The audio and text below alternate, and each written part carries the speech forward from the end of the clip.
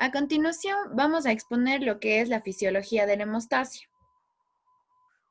Primeramente, ¿qué es la hemostasia?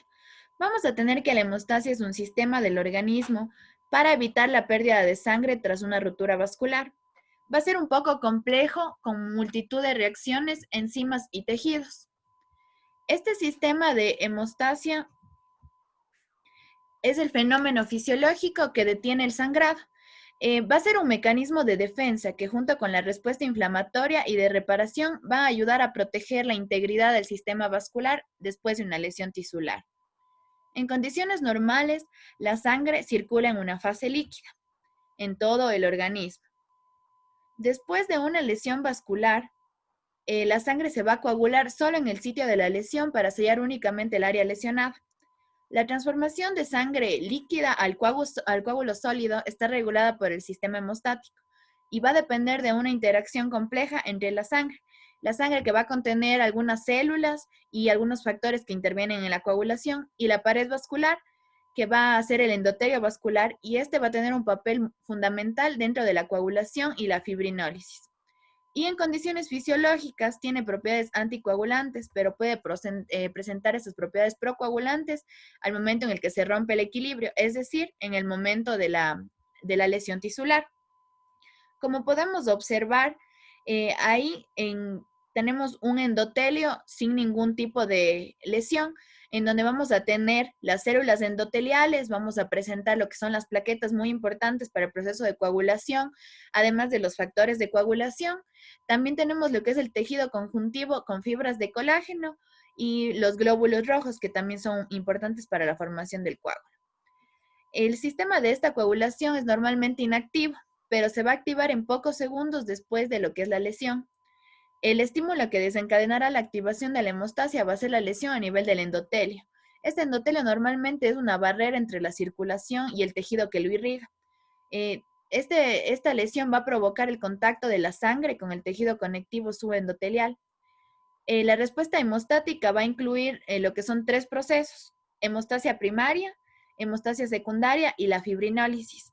Siempre va a existir una interacción entre la pared vascular y la sangre. Vamos a proceder a exponer cada uno de estos procesos. Vamos a empezar con lo que es hemostasia primaria. La hemostasia primaria. Esta de aquí se refiere a los procesos mediante los cuales se lleva a cabo el tapón plaquetario a través de la adhesión, activación, agregación y secreción plaquetaria. En la hemostasia primaria se va a llevar a cabo dos elementos que van a ser el endotelio y las plaquetas. El tejido endotelial tiene múltiples receptores, los cuales actúan en el flujo sanguíneo, hemostasia, permeabilidad y en la inflamación.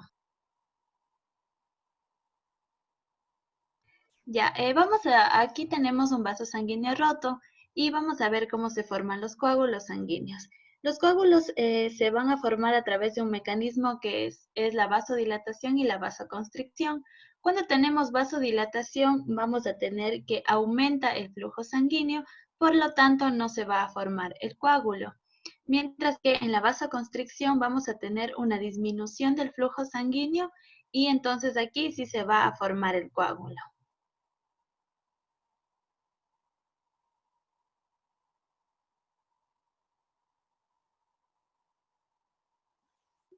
A continuación tenemos las plaquetas. Las plaquetas son fragmentos de una célula grande que es el megacariocito. Estas de aquí se encuentran en la médula ósea. Tenemos varias características que tienen una forma esférica. Su membrana es rica en fosfolípidos. Estos fosfolípidos están hacia el interior de la membrana. En el sistema de canalículos que se encuentran dentro de la membrana, nos va a permitir el movimiento de sustancias dentro de la plaqueta. También está formada por gránulos densos que son ricos en energía ADP, ATP y calcio. El calcio va a jugar un papel muy importante para la coagulación. Tenemos que las plaquetas también tienen factores de crecimiento, los cuales ayudan a la reparación de heridas, regenerando los tejidos.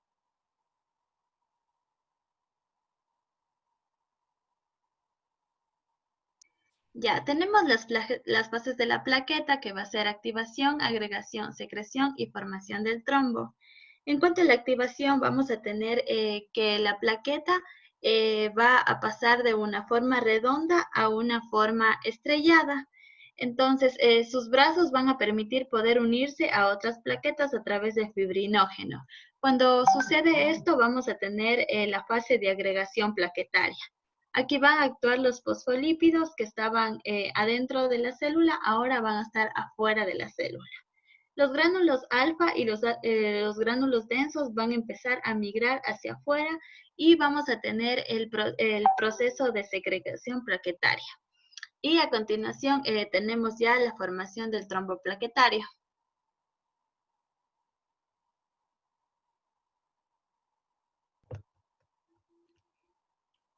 Hemostasia secundaria. La hemostasia secundaria, o también llamada plasmática coagulación, tiene una finalidad y es la formación de un coágulo estable de fibrina a partir del tapón plaquetario. Para ello se va a necesitar de factores de coagulación, fosfolípidos de las plaquetas y de los tejidos y el calcio como puente entre los dos últimos. Los factores de coagulación se van a dividir en tres grupos: factores dependientes de la vitamina K, factores sensibles a la trombina y factores del sistema de contacto. Los factores dependientes de la vitamina K van a tener una síntesis hepática. Actúan como coenzimas de la vitamina K, que es necesaria para la carboxilación del ácido glutámico. Este es imprescindible para reaccionar con el calcio y con los fosfolípidos plaquetarios y tisulares.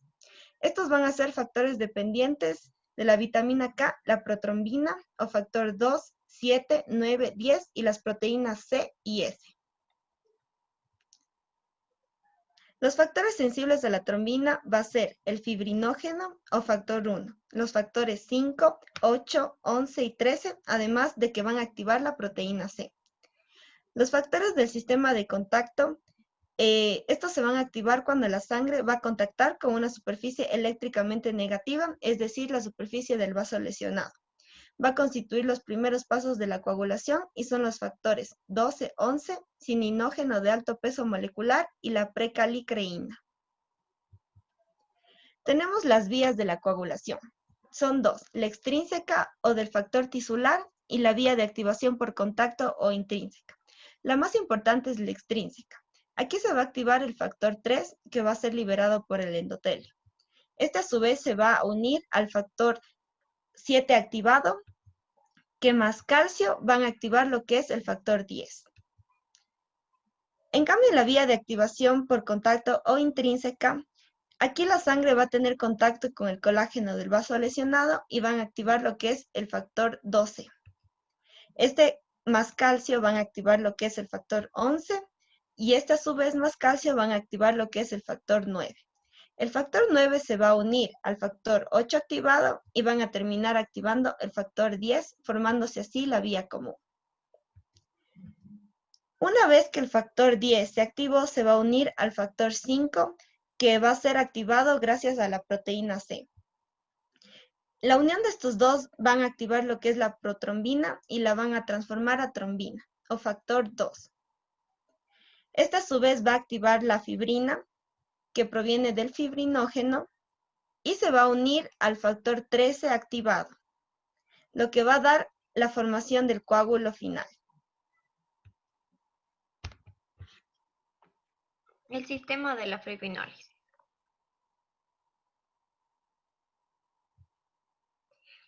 ¿Qué entendemos por este sistema? Es una cascada enzimática que consta de una serie de activadores e inhibidores que se encargan de regular lo que es la conversión de plasminógeno en plasmina. La generación de la plasmina libre en la superficie del trombo conduce a que se dé la lisis de la fibrina, dando lugar a los productos de degradación de la fibrina que se conocen como dímeros D, cuya finalidad es la destrucción del coágulo de fibrina. ¿Qué entendemos por lo que es la cascada de la fibrinólisis? Inicia con una lesión que generalmente se da en el vaso sanguíneo, en el que interfieren de manera inmediata lo que es el factor tisular 7, el factor 10 y el factor 5. Juntos estos activan a la protrombina, que se convierte en trombina, y esta al final termina activando lo que es el fibrinógeno, transformándolo en fibrina, como tenemos aquí la presencia de este coágulo que se encuentra en una zona sana. Ahora, ¿De dónde viene el plasminógeno? Esto se encuentra en el plasma, que viene a su vez desde el hígado. Esta se encuentra yéndose en el plasma, sin embargo, la célula endotelial produce a su vez el activador de plasminógeno tisular, lo que hace que éste termine en convertirse en lo que es la plasmina. También hay otro factor que interfiere, que es la uroquinasa, que generalmente sale de las plaquetas y convierte el plasminógeno en plasmina. ¿Qué pasa con esta plasmina? Como ya sabemos, esta es una enzima que hace que el coágulo se rompa, de manera que evita que se forme en una zona en la que no debería. Los productos de degradación de la fibrina, que se conocen como los dímero D, esos pueden jugar un papel muy esencial en lo que es un examen de sangre, debido a que pueden levantar las sospechas de que si hay la presencia o no de un coágulo. Ahora, hay otros factores que intervienen. Estos son los inhibidores fisiológicos de la coagulación. La más importante es la antitrombina 3. Esta produce la inhibición de los factores de coagulación y lo que es la trombina.